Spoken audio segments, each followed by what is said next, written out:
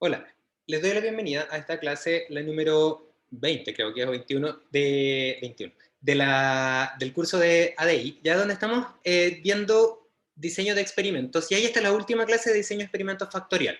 Y esta clase es un poco más corta porque luego de esto les voy a enviar por vía aula el mensaje con los videos de los ejercicios asociados a lo que vamos a ver hoy de manera muy sencilla, desde el punto de vista teórico. Luego la idea es que lo puedan aplicar de inmediato, ¿ya?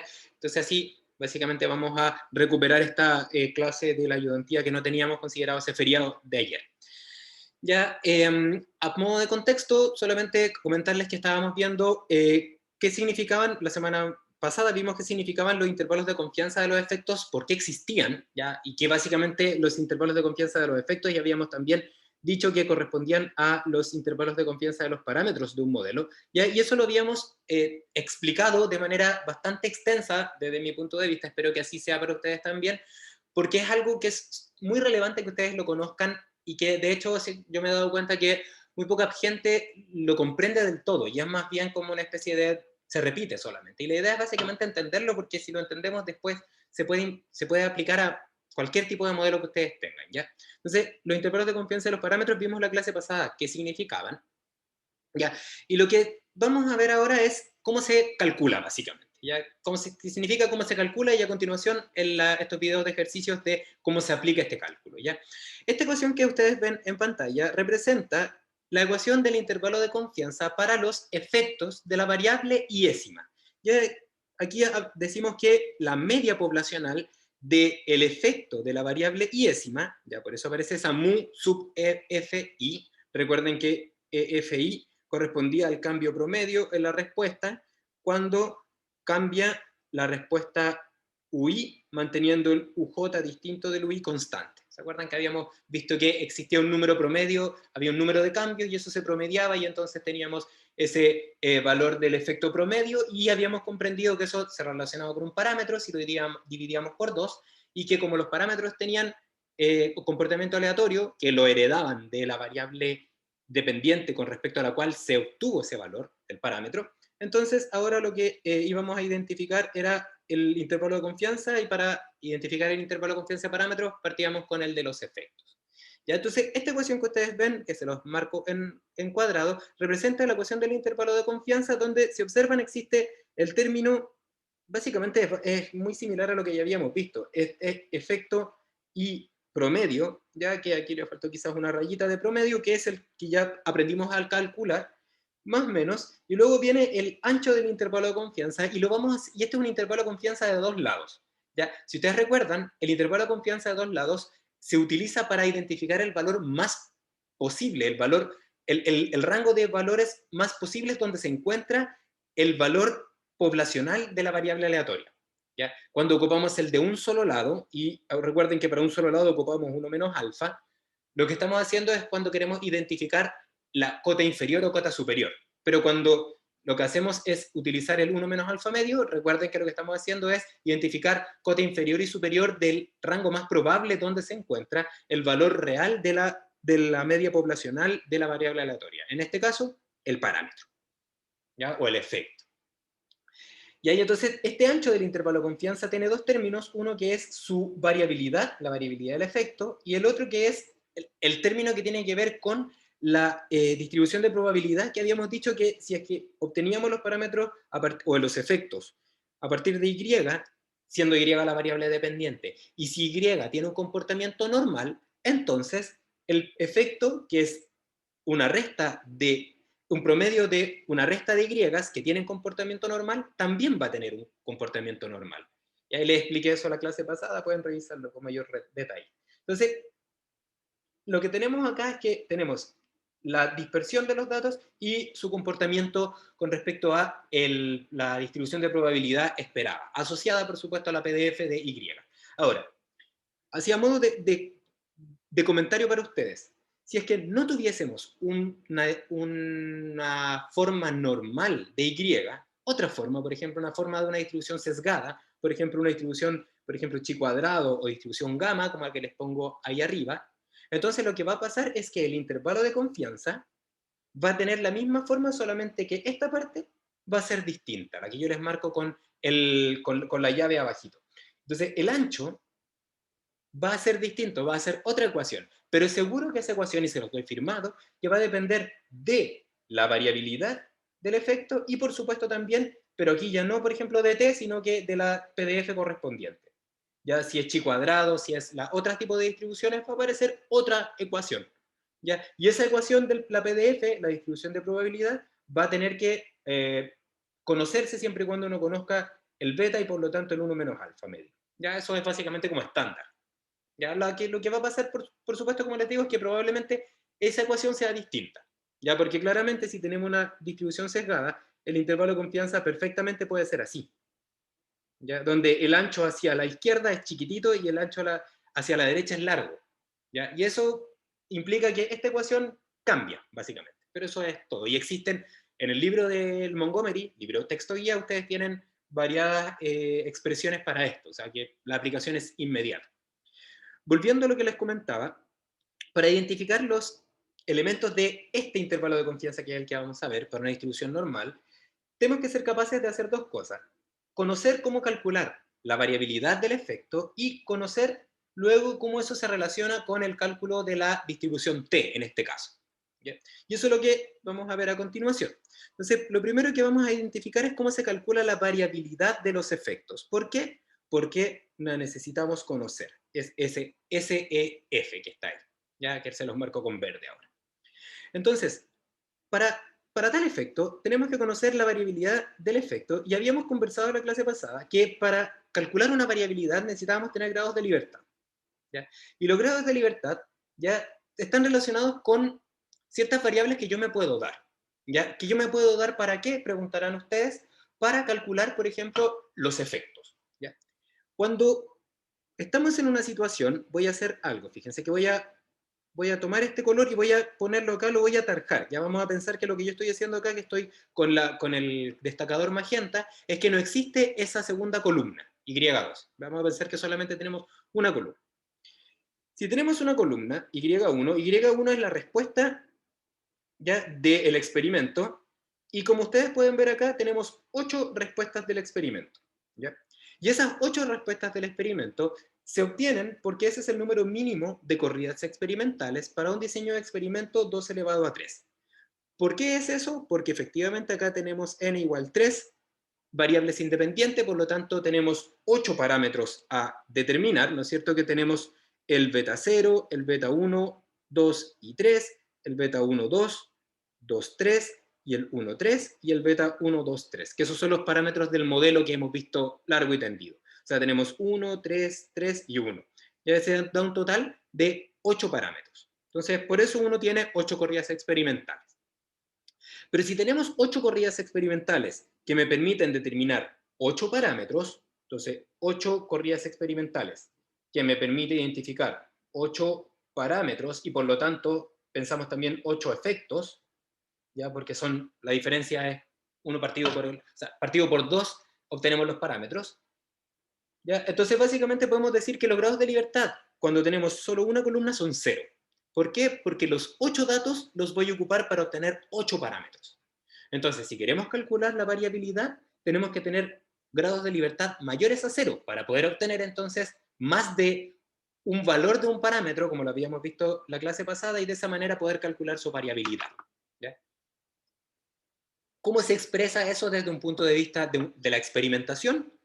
Es necesario entonces realizar más de 2 elevado a n corridas experimentales. O sea, si queremos obtener grados de libertad mayores a 0, necesitamos hacer más de 2 elevado a n corridas experimentales.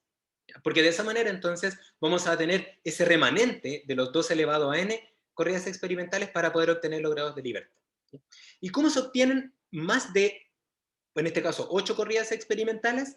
Una opción, ya que es la que les muestro a continuación, que dice alternativa 1, es realizar réplicas experimentales completas. ¿Ya?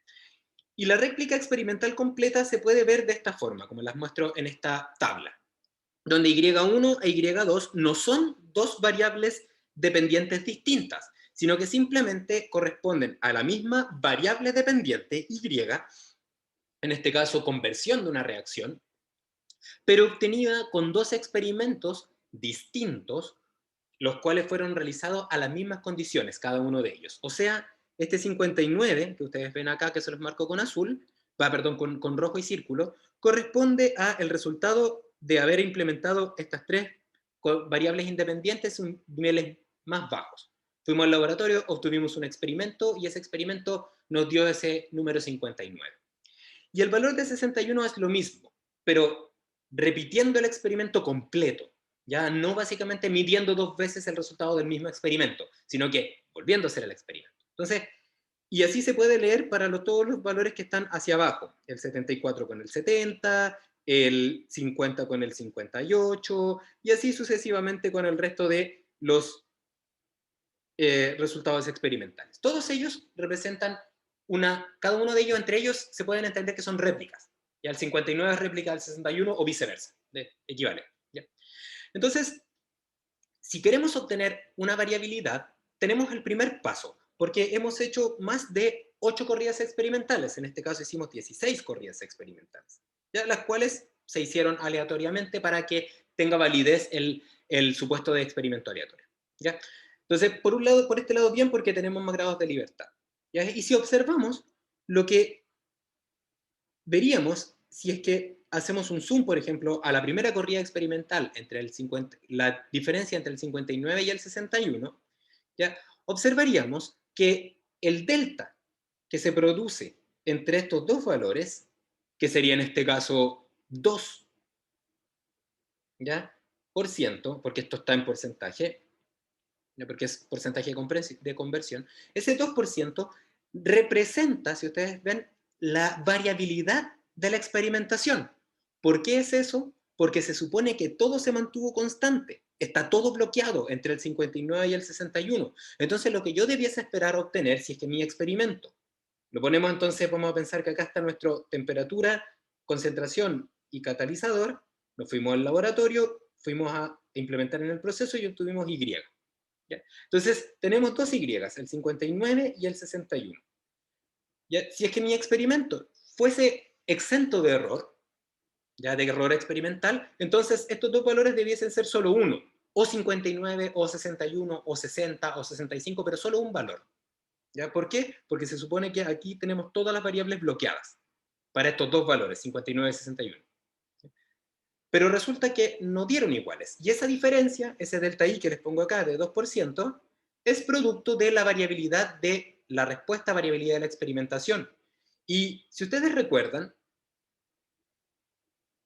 el efecto promedio se calcula con la diferencia de los Y. ¿Ya? Por lo tanto, tener diferencias, ya en este caso cambios en Y, que nos permiten entonces calcular variabilidades de la variable Y, nos permitiría entonces ocupar esa variabilidad para intentar obtener la variabilidad del efecto a partir de la ecuación del efecto, que es el cambio promedio. ¿Ya? Entonces, voy a repetir esto, pero ahora ya más o menos ya un poco más formal. Entonces, la diferencia da cuenta de la variabilidad, ahora sí le voy a poner unos nombres que nos acordemos más, la diferencia entre esos dos valores da cuenta de la variabilidad, por ejemplo, de la varianza de la variable Y. Y esta segunda diferencia también, y esta tercera diferencia también, porque todas ellas cumplen el mismo principio, que es que se mantuvo todas las variables fijas y entonces la relación, la distancia que hay entre el 50 y el 58 se puede entender como una medida del error experimental. ¿Y por qué es importante tener esta variabilidad? Porque resulta que el efecto de la variable y promedio se calcula como el cambio promedio de la variable y.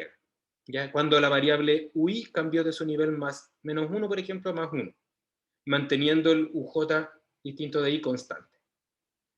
¿Ya? Entonces, ¿qué implica eso? Que como yo obtengo la variabilidad de i, y como i se utiliza para calcular el efecto promedio, entonces la idea es utilizar estas variabilidades para luego transformarlas en la variabilidad del efecto. ¿Ya? Pero que esta parte quede medianamente clara. Y es justamente lo que uno hace acá, que es básicamente calcula muchas variabilidades, ¿ya? Muchas varianzas, ¿ya? Las cuales se pueden representar por S cuadrado de i, ¿ya? O también existe otra forma de representar que es así, varianza de Y. Son las dos cosas iguales, ¿ya? Entonces, si marcamos, por ejemplo, con un color, con un destacador, estas columnas que le estoy marcando acá para la fila 1, ¿ya? Podemos identificar que este 2 que estoy marcándole con un círculo, que es la varianza de Y, corresponde a la varianza obtenida entre el 59 y el 61. ¿Ya? ¿Por qué lo hago entre esos dos valores? Porque esta distancia, como les decía, solamente tiene que ver con el ruido experimental porque todas las cosas se mantuvieron constantes. Y lo mismo, como les decía, se puede repetir, ya con el color amarillo ahora en esta segunda fila, ya donde nuevamente está 70 y 74 me permite calcular una varianza de Y. Y así sucesivamente. Una pregunta que me podrían hacer acá, y que es muy válida, y que se les voy a responder antes que me la hagan, es ¿por qué tenemos que calcular la varianza hacia el lado y no mejor la calculamos hacia abajo? ¿Por qué no hacemos un S cuadrado hacia abajo? ¿Ya? ¿Por qué no calculamos una varianza con estos 8 valores hacia abajo, o una varianza quizás con los 16 datos de Y, porque lo que estamos haciendo acá es calcular la varianza de Y. Ya, y la respuesta a eso es la siguiente, pongan atención. La diferencia que existe para una misma columna, la diferencia que existe entre las distintas filas, ¿ya? Se supone que corresponde al efecto que tienen las variables independientes sobre la variable dependiente, porque cada una de estas casillas, ¿ya? En los 46, 79, 50 y 69, se obtuvieron para distintos valores de las variables independientes. A nosotros y nosotros lo que nos interesa es calcular el error experimental. Por lo tanto, si calculáramos las varianzas hacia abajo, consideraríamos, aparte del error experimental, aparte de la variabilidad que produce el error experimental, consideraríamos también la variabilidad que produce el cambio en la variable independiente. Y eso es algo que no queremos identificar, porque recuerden que lo que queríamos hacer, el objetivo final de todo esto, era ser capaces de identificar el ruido de la medición con el objetivo de saber si éramos capaces de separarlo del valor del efecto. ¿Ya? Y de hecho hicimos un ejemplo que está súper rayado acá, pero que este ejemplo representa lo que yo les había comentado. ¿Ya? Si yo tengo un instrumento muy preciso o poco preciso, vamos a calcular el error y ese error nos va a permitir evaluar si es que el valor del parámetro es más grande que el error de la experimentación. Entonces, por eso podemos decir que necesitamos calcular la variabilidad de Y y por lo tanto el error de experimentación, pero solamente ese, no la variabilidad extra que produce cambiar los valores de las variables independientes. ¿Ya? Entonces, dicho eso, ¿ya? Que espero que les haya ayudado a comprender un poco más esto.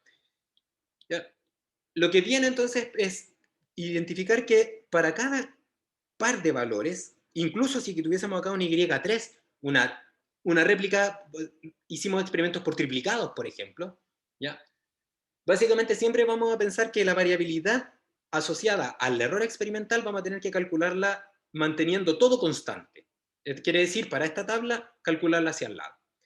¿Ya? Y entonces podemos calcular tantas variabilidades como valores o niveles en los cuales obtuvimos réplicas. En este caso podemos calcular, fíjense, 8 variabilidades. ¿Por qué? Porque obtuvimos al menos una réplica en cada una de ellas. ¿Ya? Si, por ejemplo, tuviésemos tenido la mala fortuna, ¿ya? Porque puede pasar, de que no hicimos entonces un cálculo de la variabilidad en la condición de la corrida de la fila 3, ya tuvimos solamente un solo valor, no hicimos una réplica ahí, entonces no podríamos obtener esa variabilidad. ¿Por qué? Porque no tenemos la posibilidad de calcular el error experimental ahí, ¿ya? Y no entraría entonces en el juego de lo que vamos a hacer. Entonces, dicho esto, entonces ahora mismo tenemos entonces tantas variabilidades de Y como niveles de las corridas experimentales en las cuales hicimos una réplica, que puede ser duplicado, triplicado, cuadruplicado, etc. ¿Ya? Cada una de estas variabilidades por sí solas representan un estimador de la variabilidad de Y. ¿Ya? Todas estas que están acá que yo les estoy marcando representan una variabilidad Y. Ninguna de ellas es la real. Todas ellas son buenos estimadores del valor real. Por lo tanto, si queremos obtener el valor más representativo del S cuadrado de I, lo que tenemos que hacer es usarlas todas. Y para eso, lo que se hace es ponderarlas. ¿Ya? ¿Y cómo se ponderan? Se pondera cada variabilidad que se obtiene con respecto a los grados de libertad con respecto a los cuales se obtuvo. ¿Ya? En este caso, como tengo dos réplicas para cada corrida experimental, tenemos para cada varianza que obtuvimos un grado de libertad. Porque se obtuvo con estos dos datos, por lo tanto tenemos un grado de libertad. Si por estas razones de la vida hubiésemos obtenido, por ejemplo, acá un 63, que sería un triplicado para la primera corrida experimental, entonces la variabilidad la obtendríamos con el 59, 61 y 63, y el grado de libertad de esa fila no sería 1, sino que sería 2. Y aplica exactamente lo mismo que vamos a ver a continuación. ¿Ya? Entonces, entendiendo esto, que cada una de las variabilidades que obtenemos para cada fila, que representa entonces una estimación de la varianza de Y producto del error experimental, entonces obtenemos el valor ponderado de la variabilidad, de la varianza, que en este caso corresponde a ponderar cada S cuadrado que obtuvimos por su respectivo grado de libertad. Y luego lo que hacemos es dividir por la suma de los grados de libertad para poder ponderarlo, ¿cierto? Porque finalmente la ponderación tiene que ser la multiplicación de algo que está entre 0 y 1. Entonces, básicamente, al dividir por los grados de libertad totales, que estos son grados de libertad totales, la suma de los grados de libertad representa los grados de libertad totales, ¿ya? Lo que nos da cuenta, entonces, es del valor más representativo, ponderado de las variabilidades de las varianzas de Y. ¿Ya? Y aquí entonces tenemos la parte que queríamos, que era, conocemos entonces a partir de las réplicas la varianza de Y, que en este caso, por ejemplo, es 8. Pero resulta que esta varianza corresponde a la de la respuesta, no a la de la de efecto. Y lo que nos falta ahora es relacionarla. ¿Ya? ¿Por qué? Porque sabemos que el efecto de I promedio se obtiene como el cambio en I promedio. Cuando el UI pasa de menos 1 a más 1, manteniendo el UJ constante. Entonces, como esto es así, fíjense que ahora conozco la variabilidad de I. Entonces, si es que soy capaz de, a partir de la variabilidad de I, llegar a la variabilidad del cambio en I promedio, entonces conozco la variabilidad del efecto, que es lo que yo busco. Entonces, lo que vamos a ver a continuación es cómo pasar de la variabilidad de I a la variabilidad del delta I promedio. Y para eso, entonces, ya que es básicamente, ahora si quieren podemos verlo desde este punto de vista, ¿ya? Donde básicamente son los mismos datos, pero ahora vamos a marcar con colores algo que es interesante, ya para poder entender esto. Recordamos que el efecto de la variable I, por ejemplo, de la temperatura, vamos a hacerlo con la temperatura y esto va a ser válido entonces para efecto de la temperatura, va a corresponder al cambio en la respuesta I promedio cuando cambia la temperatura desde su nivel menos 1 hasta su nivel más 1. ¿Ya? Y si ustedes ven acá, el efecto de la temperatura, ya que sería el cambio promedio, lo podemos identificar de la siguiente forma. Fíjense, voy a obtener un cambio, ya este va a ser nuestro primero delta I para la temperatura. Aquí va a estar el segundo delta I para la temperatura, tercer delta I para la temperatura y el cuarto delta I para la temperatura. ¿Ya? Y resulta que aparte tenemos otros 4 cambios más, porque tenemos duplicadas las corridas experimentales, por lo tanto puedo obtener un efecto con más cambios. Ya para la segunda columna en este caso, voy a obtener entonces que tengo otro delta I por efecto de la temperatura, otro delta I por efecto de la temperatura, y así sucesivamente. Tengo en total delta Y por efecto de la temperatura, tengo en total 8 cambios. ¿Ya? 8 cambios de Y que fueron producto de 8 cambios en la temperatura desde su nivel menos 1 hasta su nivel más 1. ¿Ya? Por lo tanto, si quiero obtener el efecto de la temperatura, lo que haría sería sumar todos esos delta I por efecto de la temperatura y dividirlo en este caso por el número de cambios. Que en este caso el número de cambios correspondería a 8, porque tengo 4 por 2. ¿Ya? 4 cambios, que sería el 2 elevado a 3, pero por 2 porque tengo 8 corridas experimentales. Más, aparte de las 8 que tenía antes. ¿Ya? Ok, entonces, eso tiene que ver con esto que vamos a ver a continuación. Entonces, la suma de los delta YT partido por el número de cambios representa este cambio promedio para este ejemplo. ¿Ya? Entonces ahora lo que podemos hacer es aplicar el operador variabilidad o varianza, si quieren, ¿ya? Y entonces el operador varianza que aplicaríamos al efecto se aplica igual como aplican elevado al cuadrado, en general, cuando aplican, tenemos una ecuación donde tenemos una igualdad, entonces aplicamos la variabilidad o la varianza de esta igualdad. Y la varianza tiene la propiedad de cuando yo aplico el operador a la izquierda y a la derecha de la igualdad, se mantiene la igualdad. ¿Ya? Entonces obtenemos esta ecuación de acá que dice que la varianza del efecto es igual a la varianza del cambio promedio de la respuesta Y cuando cambió en este caso T. ¿Ya? Luego, si seguimos hacia adelante, ¿ya? Podremos observar de que este cambio que yo les marqué acá, ¿ya? Se puede entender como este delta que les marco en verde a continuación, que se los voy a ahora a amplificar. Correspondería al cambio promedio en la respuesta Y cuando la temperatura estaba en su nivel más y cuando menos la temperatura en su nivel menos. ¿Ya? Eso sería lo que obtendríamos, que es básicamente lo que les acabo de mostrar acá arriba. Y resulta que, si ustedes recuerdan, esto es de física probablemente, cuando ustedes tienen, por ejemplo, una variable que tiene más o menos un error, ¿ya? Un error i.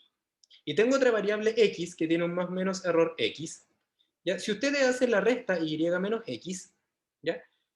El error que se hereda de estas dos variables cuando se suman corresponde a la suma de los errores. Sería más o menos ei más ex. ¿No es cierto? La resta de dos variables con un determinado error producen un delta, y ese delta tiene un más o menos la suma de los dos errores, x. Ya esto tiene que ver con la propagación de los errores. Ya si yo resto dos errores, o sea, si yo resto dos variables que tienen errores, la variable resultante tiene la suma de esos errores. ¿Ya? Y como la variabilidad representa un ruido experimental, mantiene esa misma idea. ¿Ya? Si en vez de esto nosotros le cambiamos por un s cuadrado de i, ¿ya? La resta de los s cuadrados de las variables y con s cuadrado de i implican que la nueva variable tiene la suma de las variabilidades. ¿Ya? Entonces, si es que tomamos la expresión varianza, en este caso, de el promedio el promedio de la resta, y entonces tomamos este promedio y lo dividimos en dos, lo podemos hacer porque el promedio es un operador lineal, y por lo tanto el delta y promedio también es el promedio de los i en estado positivo, con la temperatura en su valor positivo, menos el promedio de los i con la temperatura en su valor negativo. ¿Ya? Y no es muy difícil de identificar eso, porque básicamente estos delta i también los puedo ver así. Aquí está la temperatura en su nivel negativo y a continuación está la temperatura en su nivel positivo.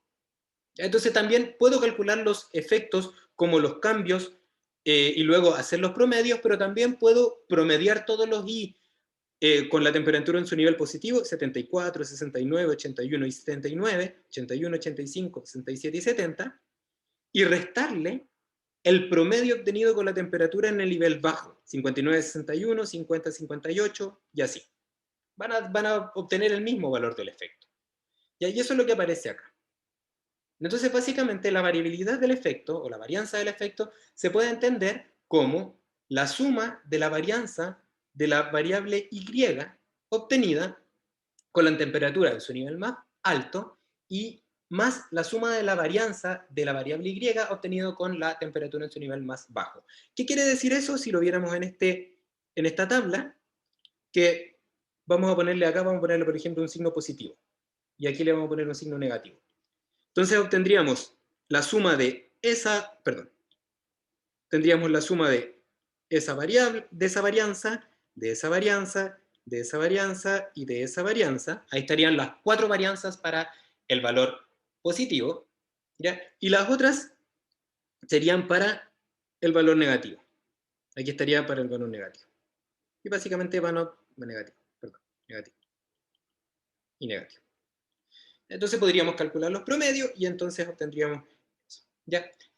Y fíjense que cuando tenemos acá esto, fíjense que de hecho están marcados con colores, tenemos entonces el promedio de los valores de i en su nivel positivo, que serían los valores de y obtenidos acá, en este caso los y positivos, promedio obtenido en este caso con 8 valores de I en la temperatura positivo, ya que serían estos que están acá, que se los marco.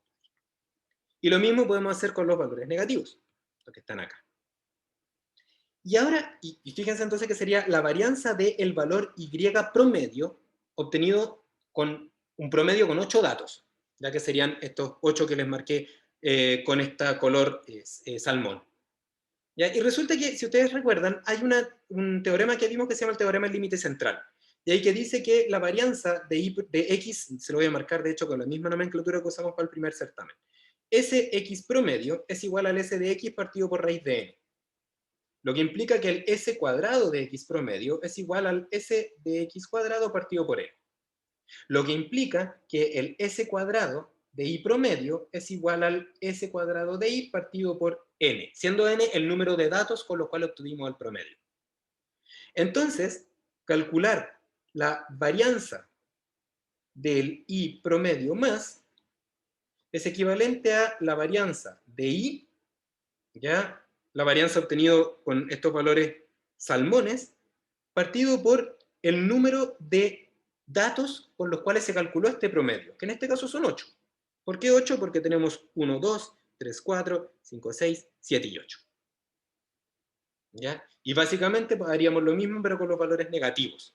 1/8, 1 partido por el número de valores de Y que se obtuvieron con la temperatura en su nivel más bajo, multiplicado por la varianza del I obtenido en los valores más bajos, o sea, las varianzas que obtuve con los filas azules. ¿Ya? Y ahora podríamos preguntarnos, estamos acá, en la misma ecuación que estamos mostrándoles, podríamos preguntarnos por qué habría diferencia entre la varianza obtenida con los valores salmón y la varianza obtenida con los valores celestes. ¿Habría alguna diferencia? La respuesta es no, porque habíamos dicho antes de que íbamos a utilizar todas las varianzas y lo que íbamos a sacar es una varianza representativa de todo. ¿Ya? Varianza de I. Por lo tanto, si decimos eso, podemos asumir que estas dos varianzas, la varianza de I más y la varianza de I menos, son iguales a la varianza de I. Por lo tanto, podemos factorizar.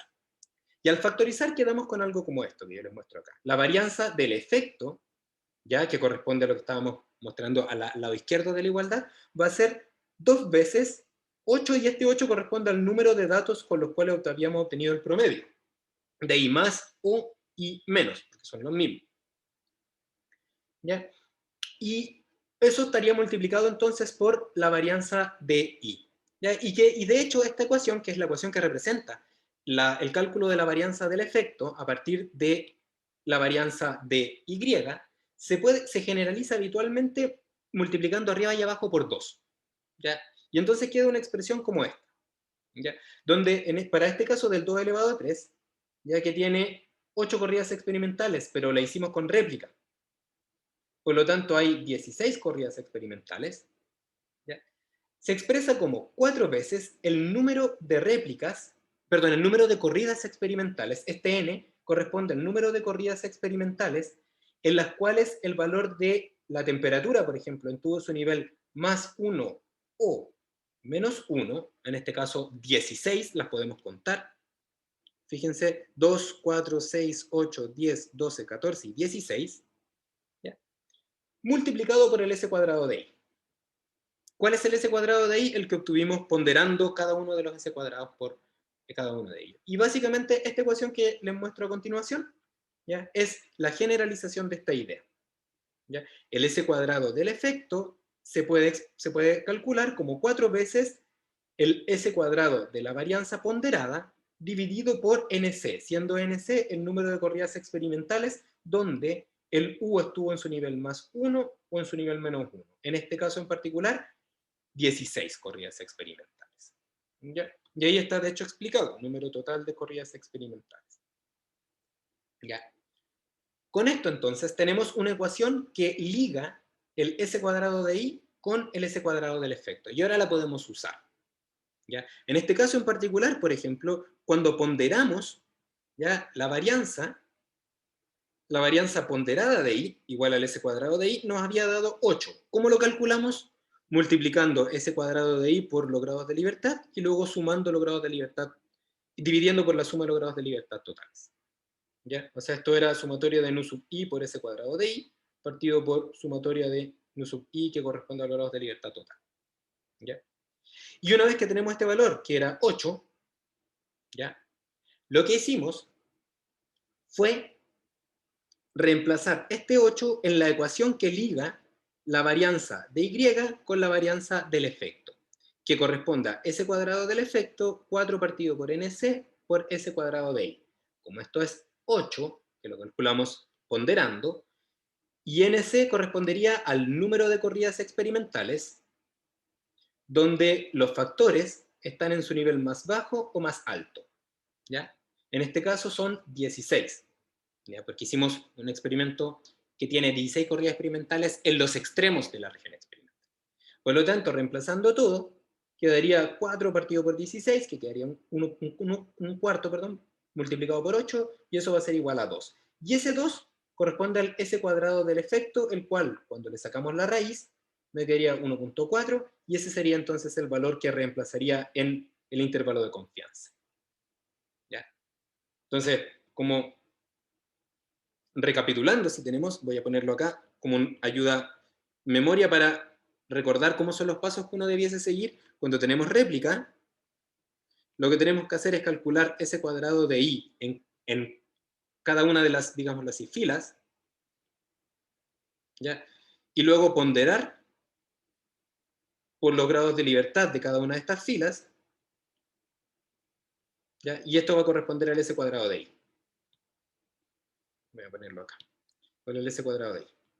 Y con el s cuadrado de i, entonces ocupamos la ecuación que dice s cuadrado del efecto como 4 veces nc por el s cuadrado de i. ¿Ya? Donde nc representa el número de corridas experimentales, donde u está en más menos 1. En este caso en particular 16. Y entonces con eso le aplicamos la raíz, y entonces tenemos el s del efecto, que lo usamos para el intervalo de confianza. Y ahí estaría entonces la representación como de todos los pasos que habría que seguir cuando tenemos esta opción. Y nos queda entonces que de nuestro intervalo de confianza fuimos capaces de calcular el S del efecto. Y nos queda entonces cómo calcularíamos el T de 1 menos alfa medio. ¿Ya? Y básicamente cuando calculamos el T, decimos que 1 menos alfa medio es un valor que conocemos, por lo tanto podríamos calcular T siempre y cuando conociéramos los grados de libertad. Y los grados de libertad que se utilizan corresponden a los grados de libertad del S cuadrado, de Y. En este caso sería grados de libertad totales, o sea, la suma de esos grados de libertad. En este caso, 8. Y entonces con eso iríamos a la distribución T en Excel, y entonces calcularíamos el valor de T, y conocemos el efecto promedio, porque sabemos cómo calcularlo, el S del efecto y la distribución T. Así que con eso tenemos todo lo necesario para calcular los intervalos de confianza. ¿Ya? Y aquí básicamente está el resumen de este ejemplo, ¿ya? Y aquí básicamente lo que haríamos sería interpretar a continuación. ¿Ya? Y aquí obtendríamos, por ejemplo, que los efectos en la misma columna que yo les marco acá. Ya tenemos entonces la desviación estándar. La primera es de I, la primera corresponde al S de Y. ¿Por qué? Porque el Y promedio tiene una desviación estándar, la raíz del S, y para el resto sería el mismo valor de la variabilidad, ¿ya? En 1.41 que les había comentado previamente, ¿ya? ¿Y esto por qué es? Porque los efectos se calculan como delta Y, por lo tanto cada uno de esos efectos tiene el mismo valor de variabilidad. Calculan el T y con esto tienen el ancho del intervalo de confianza y pueden hacer el más menos. ¿Ya? Y entonces esta tabla, esta última parte de la tabla, representa ya el mínimo y el máximo del intervalo de confianza de cada uno de los efectos. Y lo que queda a continuación es interpretar. ¿Ya? Y aquí la interpretación es la siguiente. Sabemos que la relación que existe entre el efecto y el parámetro es esta. ¿Ya? Sabemos también que cuando el parámetro es 0, no hay una relación entre U y Y. Y habíamos conversado también que como el parámetro tiene un comportamiento aleatorio, entonces más que sea 0, tiene que ser 0 dentro de un intervalo de confianza. ¿Qué implica eso entonces? Que si lo queremos relacionar con el intervalo de confianza del efecto, básicamente lo que debiésemos observar es lo siguiente. Si es que, y aquí planteamos un test de hipótesis, de hecho. El test de hipótesis es el siguiente. La media del efecto de I es igual a 0, o H1, la media del efecto de I es distinto de 0. ¿Ya? Y si ustedes se acuerdan, para que se pueda rechazar la hipótesis nula y por lo tanto sea verdadera la hipótesis alternativa, lo que tiene que suceder es que el 0 no debe pertenecer al intervalo de confianza de los lados más probables. O sea, el intervalo de confianza más o menos S de efecto I por el T. ¿Ya? Entonces, interpretamos estos intervalos de confianza identificando todos aquellos efectos que no incluyen al 0, ¿ya? Que son los que están marcados con negro. ¿Ya? El efecto de la temperatura no incluye al 0, el efecto de la concentración no incluye al 0 y el efecto de la interacción de la temperatura con el catalizador no incluye al 0. Para todos ellos, podemos rechazar la hipótesis nula, por lo tanto, podemos estar seguras y seguros con un 95% de certeza de que esos valores representan un comportamiento sostenido en el tiempo, determinista, que está por sobre el ruido del instrumento. Y por otro lado, los valores que sí incluyen al 0, no es que no sean significativos, pero no hay razón para dudar de que sean 0. Y como no hay razón para dudar de que sean 0, no hay forma de diferenciarlos del ruido experimental. O sea, todos los valores que están en rojo no pueden ser diferenciados del error experimental. Y como el error experimental a veces suma y a veces resta, se asume que esos efectos no son estadísticamente significativos. Por lo tanto, no debiesen entrar en un modelo. ¿Por qué? Porque los modelos representan una relación causa-efecto. Y el ruido no tiene una relación causa-efecto, es algo que es aleatorio. Entonces, dicho eso, entonces básicamente seleccionaríamos solamente aquellos efectos que han superado el test de hipótesis, por lo tanto que H1 hemos comprobado que es verdad, y entonces con esos efectos calcularíamos los parámetros de nuestro modelo.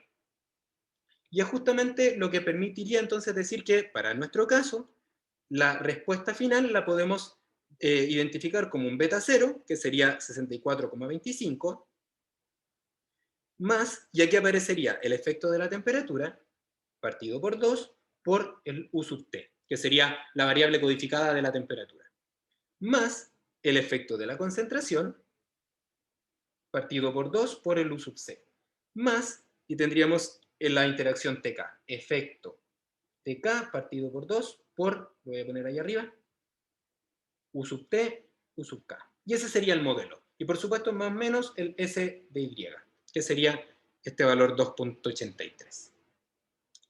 ¿Y qué pasó con el resto de los efectos? No va en el modelo. ¿Por qué? Porque tiene comportamiento azaroso, que a veces es positivo y a veces es negativo. Como es a veces positivo y es negativo, no podemos dar fe realmente de que ese valor sea distinto del ruido experimental. Por lo tanto, estamos en una situación en la cual o el delta U fue muy chico o el error del instrumento es muy grande para el delta U que elegimos, o básicamente no existe una relación causa-efecto desde el punto de vista fenomenológico. ¿Ya? Y entonces aquí tenemos nuestro modelo final. Entonces, recapitulando, calculamos los delta Y promedio, a partir de eso obtenemos los efectos de la variable U sub I, promedio. Con esto entonces, y si tenemos réplicas, calculamos el S cuadrado de I, ponderando,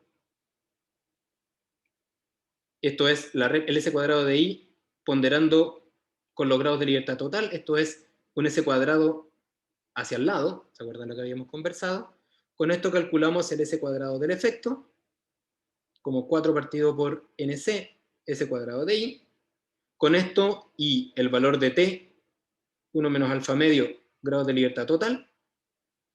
Calculamos entonces el intervalo de confianza, y entonces acá nos preguntamos si el intervalo de confianza incluye el 0.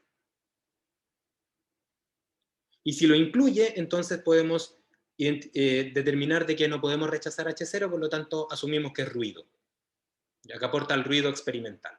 Y si no lo incluye, entonces podemos utilizarlo como valor en el modelo final, porque es un valor que se destaca por encima del ruido. ¿Ya? Y ahí esto es la primera parte. Me demoré un poco más, pero espero que haya quedado un poco más claro. Y ahora, si quieren ver esto, pero desde una segunda alternativa, alternativa 2, ¿ya?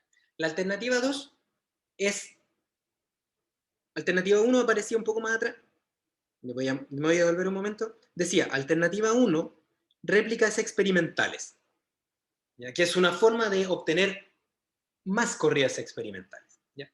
Y hay otra forma de obtener más corridas experimentales que las mínimas para tener grados de libertad, que es replicar, pero alrededor de solamente una cantidad de puntos distinta del total de puntos representativos. Antes, para nuestra región experimental cúbica, en la alternativa 1, yo repliqué en cada uno de estas aristas, perdón, en cada uno de estos vértices del cubo, las corridas experimentales. Por lo tanto, me dieron 16 corridas experimentales que tuve que hacer y que realicé. Pero hay ocasiones donde no se pueden hacer las 16 corridas experimentales, sino que se pueden hacer menos. Entonces tendríamos que elegir alguno de estos vértices para hacer las corridas experimentales extra. Por ejemplo, esos tres. Entonces, eso sería realizar réplicas experimentales alrededor de un punto representativo, no de todos. ¿Ya? Y generalmente lo que se hace es elegir un punto representativo en algún lugar. ¿Ya? Y la pregunta que queda es cuál de esos puntos experimentales es el más representativo. ¿Ya? Entonces, si pensamos nuevamente en esta idea, podríamos elegir este punto de acá, que sería el -1, -1 más 1, por ejemplo. Ese sería. ¿Ya? O quizás este que está acá arriba, el +1, +1, +1, o el -1, -1. ¿Ya? Hay distintas opciones. Y por convención hay una idea que te dice que si tienes que repetir, ya que esto es lo que aparece en la tabla, tabularmente así. Entonces, por convención, hay una idea que sí te dice, si tienes que elegir dónde tienes que hacer las repeticiones, puedes hacerla en el punto más representativo de la región experimental. Y ese punto es el punto central. ¿Ya? O sea, el punto que está acá, que se lo voy a marcar con una estrellita.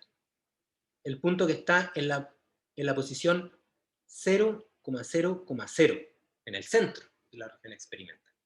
Entonces, la alternativa 2 es replicar en un punto representativo, a obtener más información para la variabilidad de Y en un punto representativo, y ese punto representativo se puede definir como punto central, que es el 0,0,0. Y lo que haríamos entonces sería realizar réplicas experimentales en el punto central, aquí. Está ahí marcado con el 0,0,0. Si se fijan entonces, acá estarían las 2 elevado a 3 corridas experimentales originales, y luego el más, o sea, el a mayores de las 8 corridas experimentales, las obtendría en el centro de la región experimental. ¿Ya? Y entonces lo que haríamos con estas, por ejemplo, 9, 10 y 11, estas tres corridas experimentales en el 0,0,0, que están marcados en este caso con unos XX simplemente porque van a ver que luego la aplicación es la misma. ¿Ya? Lo que haríamos sería, con esas corridas experimentales 9, 10 y 11, las cuales se obtuvieron para 0,0,0, lo que se obtendría sería que estos valores XXX entre ellos, ¿ya? La diferencia está solamente, existen, la diferencia entre los valores es solo producto del error experimental. Por lo tanto, si tomo los XX y le calculo ahora el S cuadrado, ¿ya?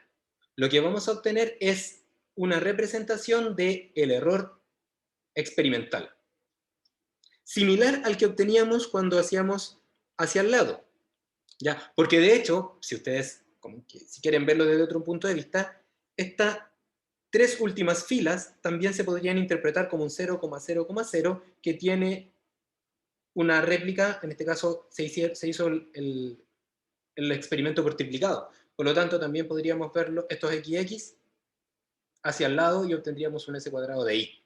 ¿Ya? Es forma de presentar los datos, nada más. Lo importante es que, al igual que en el caso de las réplicas completas, calculemos el S cuadrado de I cuando todas las variables independientes se mantuvieron fijas. ¿Ya? Y en este caso, el único lugar donde se mantuvieron todas las variables fijas y tenemos réplica es en el punto central. Por lo tanto, calculamos solamente una varianza de Y, y esa va a ser la varianza que vamos a usar para calcular los efectos. ¿Ya? Porque no tenemos otra varianza, porque no se pueden calcular varianzas en estas filas porque no hice réplicas en esas filas. Solamente tengo por triplicado en el 0,0,0. Entonces, ese es el que vamos a usar. ¿Ya? Y entonces, ese S cuadrado lo reemplazaríamos acá. ¿Ya? Y entonces, de aquí en adelante, aplica la misma ecuación. Si queremos calcular el valor del S cuadrado del efecto, usaríamos ese valor de la varianza S cuadrado de I, que es la única que obtuve. Acá no puedo ponderar porque tengo solamente una, así que tengo que asumir que esa es la varianza de I. ¿Ya? Y sería 4 partido por NC. NC habíamos dicho que correspondía a las corridas experimentales, donde U estaba en su valor más 1 menos 1. En el caso de las réplicas completas era 16. Pero en este caso, si observan, tenemos de las 11 corridas experimentales, solamente 8 de ellas se obtuvieron para una temperatura, por ejemplo, en su valor más o menos 1. Por lo tanto, para este caso, el NC va a valer 8. No vale 11. ¿Ya? No vale 3 tampoco, vale 8. ¿Por qué 8? Porque estas son 8 corridas experimentales las que están se obtuvieron con la temperatura, concentración y o tipo de catalizador en un más menos 1. ¿Ya? Y si ustedes se preguntan, ¿por qué está diciendo esto este señor? Porque recuerden que esto viene desde el teorema del límite central, el cual lo que hace es decir que el S cuadrado del I promedio es igual a 1 partido por N del S cuadrado de I. ¿Ya? Y ese N que está acá es el que se utiliza para calcular los deltas. Y los deltas, en este caso, solamente los puedo calcular para estas 8 corridas experimentales. ¿Ya? No puedo calcular deltas con estas 3 últimas corridas experimentales porque no cambió nada. ¿Ya? Entonces, recuerden eso. Cuando tenemos, entonces, réplica de los puntos centrales, el NC corresponde al número de corridas experimentales con más menos 1. Y cuando tenemos réplicas completas, lo mismo, el más menos 1. ¿Qué quiere decir eso? Que cuando tenemos puntos centrales, en el NC no hay que considerar las corridas experimentales en 0,0. Eso quiere decir. ¿Ya? Y básicamente, una vez que tenemos eso, aplica la misma idea. ¿Ya? En el intervalo de confianza, por ejemplo, para este caso, los grados de libertad serían 2. ¿Por qué? Porque los grados de libertad son los grados de libertad obtenidos para ese cuadrado I. ¿Ya? Y en este caso solamente lo pudimos hacer con estos 3 datos, por lo tanto hay 2 grados de libertad. Y el intervalo de confianza aplica de la misma forma. ¿Ya? De ahí en adelante es lo mismo. Y la interpretación es exactamente lo mismo. ¿Ya? Entonces, con esto tenemos un modelo empírico del proceso. ¿Ya? Y este modelo empírico del proceso nos permite entonces obtener una relación causa-efecto esperable. ¿Ya? Si, por ejemplo, si fijan acá solamente entonces están los efectos que rechazaron H0, o sea que sabemos que está H1 verdadero. Entonces, estos parámetros BI sería para estos efectos partido por 2. Entonces, con este modelo, que es el modelo final, donde ya eliminamos aquellos elementos que no son relevantes, nos preguntamos, ¿se puede utilizar para algo más este modelo que para, bueno, cómo ocupamos, perdón, la descripción?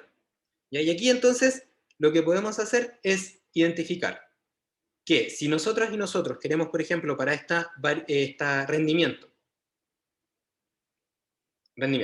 lo queremos aumentar, ¿ya? Porque un rendimiento de la reacción queremos que sea la mejor reacción posible, entonces lo que tendríamos que hacer es identificar el valor de la temperatura, la concentración y el tipo de catalizador que aumentan el rendimiento de la reacción. ¿Ya? Y ahí es donde entonces podemos hacer un uso inicial del modelo, que es básicamente identificar, por ejemplo, que la temperatura por sí sola tiene un efecto positivo en la conversión. ¿Qué quiere decir eso?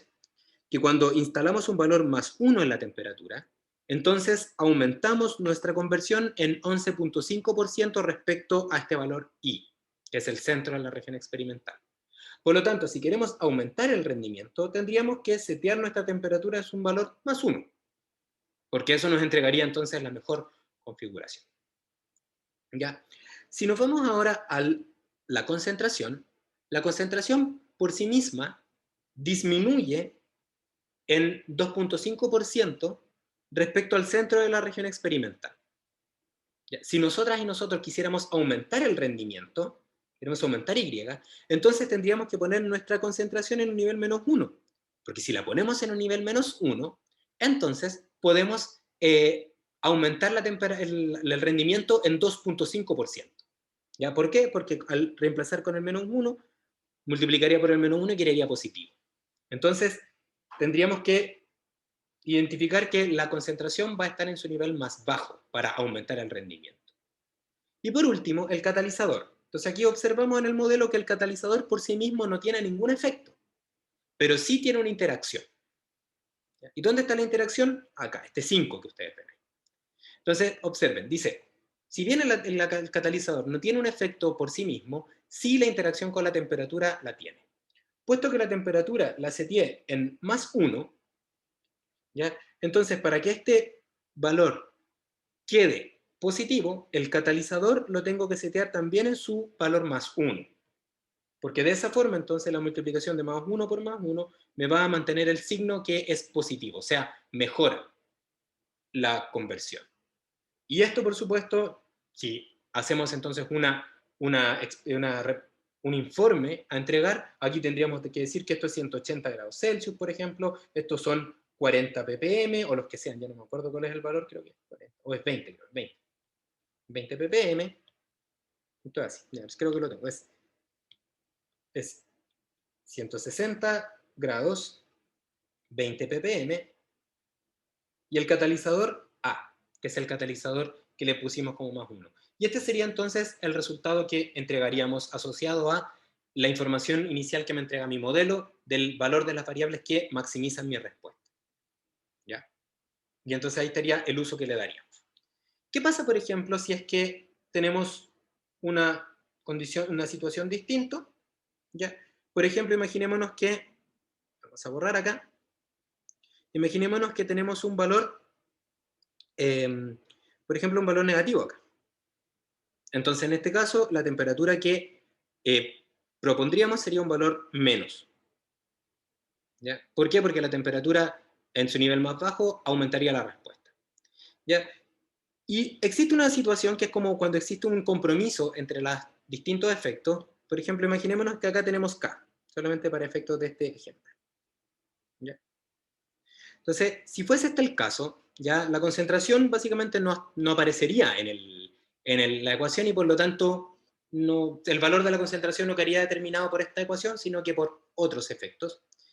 Y entonces diríamos, la temperatura tiene que estar en más 1, el catalizador tiene que estar en menos 1, para este ejemplo, estamos, que es un supuesto, y como estas dos quedan fijas, tendríamos un más 1 y un menos 1. Y entonces esta multiplicación me daría menos 1 y entonces generaría un efecto contrapuesto, ¿ya? Porque restaría 5. Entonces, si es que seteamos el K en menos, sumaría 2,5 pero restaría 5. Entonces, ¿qué tendríamos que hacer ahí? Quizás entonces buscar una solución de compromiso y decir, puesto que este 5, que les destaco en amarillo, es más grande que el efecto que tiene el K por sí mismo, entonces mejor poner el K en más 1, porque lo que voy a perder por el efecto del catalizador lo voy a recuperar con creces en la interacción de la temperatura con el catalizador. ¿Ya? Entonces hay ese efecto contrapuesto entre que por un lado el catalizador me dice que tengo que disminuir y por el otro lado la interacción con la temperatura me dice que tengo que aumentar, implicaría que tendría que quedarme con aquella configuración que tiene el mayor rendimiento, por supuesto, renunciando al efecto de la temperatura. ¿Ya? Y una vez que tenemos este modelo, también se puede usar, por ejemplo, para usar el modelo utilizando las variables de ingeniería, y para eso ustedes pueden ver que eso se puede hacer reemplazando los valores de la temperatura en vez del más 1 menos 1, obtenerlo entre el 160 y 140, y para eso entonces pueden desnormalizar, que es básicamente reemplazar esta ecuación que estaba ahí. Esto es U menos el centro, partido por el rango de U medios. ¿Ya? Y entonces si ustedes reemplazan ahí, esto es U centro. Si ustedes reemplazan acá, van a obtener entonces la representación final. ¿Ya? Y bueno, entonces, con esto terminamos la parte de los modelos. Perdonen, no alcancé a verla, no les dejé tiempo hoy para ver la ayudantía, pero no quiere decir que no la podía dejar tiempo. Entonces, con esto terminamos la parte de la región experimental, y aquí, por ejemplo, está el modelo funcional de su sistema en variables de ingeniería. Ya, con esto estamos ok. Ya que es básicamente el reemplazo de desnormalizando, y entonces para la clase del viernes, ya no nos vamos a juntar nosotros dos, sino que lo que van a hacer ustedes es ver la ayudantía, ya, que tenemos, que les voy a subir hoy, ya, pero tienen toda esta semana para verla, ya, y entonces el viernes van a ver la ayudantía que les voy a subir hoy, que es una aplicación de lo que les acabo de contar, porque no quedaron con tiempo para verla hoy, ya. Y entonces esa ayudantía complementa todo lo que les acabo de mostrar con ejemplos. Va a estar subida desde ahora, de hecho está en el aula. ¿Ya? Si quieren pueden verla a continuación si tienen tiempo para reforzar lo que yo les acabo de contar en esta clase. De lo contrario, tienen plazo de clases, incluido el viernes, donde no nos vamos a juntar, sino que ustedes van a poder ver la ayudantía. ¿Ya? Si tienen dudas, estamos en el final de la clase, si tienen dudas les pido que me escriban por correo con sus dudas, quizás después de ver la ayudantía, para ver si es que así les quedan, pueden despejar las dudas. Y nosotras y nosotros nos veríamos el otro martes, ¿ya? Porque el viernes se los dejo para ustedes para que tengan tiempo para ver los ejercicios, ¿ya? Probablemente, de hecho, el mismo viernes le pido a los ayudantes que les suban más ejercicios para que esto quede prístino, ¿ya? Que tengan muy buen resto del día y nos veremos la próxima semana. ¿Dónde está la ayudantía? Me pregunta Diego. Diego, la ayudantía está en la playlist de YouTube. Ya lo subí justo antes de empezar la clase. Ya igual les voy a mandar ahora por correo la información, ya para que la tengan. Ya. Eso, de nada, Diego. Ya que les vaya muy bien, que tengan buen día. Chao, chao, Paulina, que estén bien. Chao, profe. Chao, chao.